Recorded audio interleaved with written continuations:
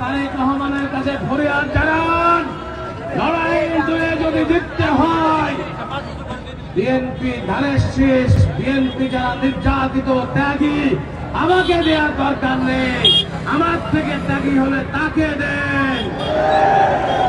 কিন্তু যদি কোন হাইব্রিড বহিরাগত আসে, আপনারা কি মানবেন? মানবেন কিনা বলেন? মানবেন? বাংলাদেশের কোন নেতা আছে?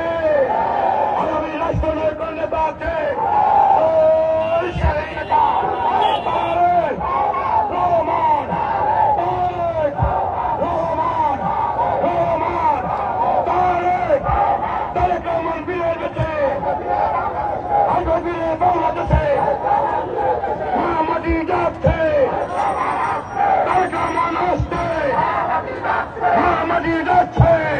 প্রিয় সাথী বন্ধুরা, বিগত ৩৯ বছর ধরে আপনাদের সাথে ছিলাম না?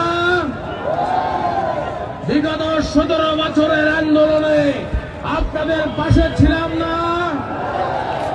আপনারা বিগত ১৪ সালের নির্বাচনে আপনারা তারেক রহমান, খালেদা জিয়া মনোনীত প্রার্থী হিসেবে আমাকে, আমার দল বেগম খালেদা জিয়া বিএনপিকে উপজেলা পরিষদে নির্বাচিত করেছিলেন না?